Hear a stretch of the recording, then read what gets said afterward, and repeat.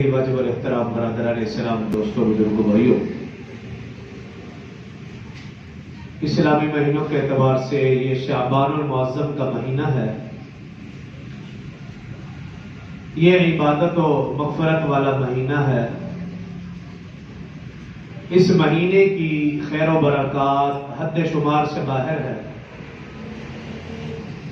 یہی وہ مقدس مہینہ ہے جس کی خیر و برکت سے گناہ گار اپنے دامن عمل کو سعادت، مغفرت اور رحمت خداوندی کے لال و جواہر سے بھر سکتے ہیں۔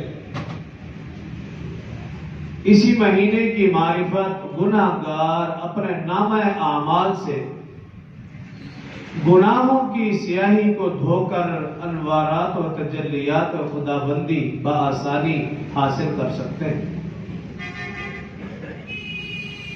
اس مہینے میں بے شمار حالات و واقعات پیش ہے، ان میں سے چند ایک کا صرف نام ذکر کروں گا۔ ایک روایت کے مطابق شعبان کی 5 تاریخ کو نواسہ رسول جگر گوشہ بطول سیدنا امام حسین رضی اللہ عنہ کی ولادت با سعادت،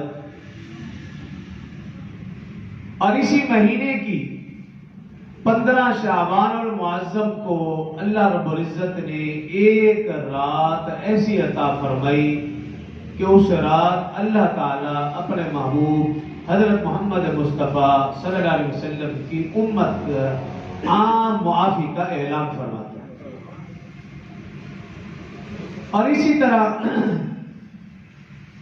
اسی مہینے میں تحویل قبلہ کا حکم نازل ہوا۔ پہلے رسول اللہ صلی اللہ علیہ وسلم صحابہ کرام قبلہ اول بیت المقدس کی طرف منہ کر کے نماز پڑھتے تھے، تو اللہ رب العزت نے شعبان کے مہینے میں قرآن پاک میں حکم نازل فرمایا فَوَلِّ وَجْهَكَ شَطْرَ الْمَسْجِدِ الْحَرَامِ، پھر رسول اللہ صلی اللہ علیہ وسلم کعبۃ اللہ کی طرف منہ کر کے نماز پڑھنے لگے۔ اسی مہینے میں مسیلمہ کذاب، جھوٹا مدعی نبوت مسیلمہ کذاب شعبان کے مہینے میں واصل جہنم ہوا۔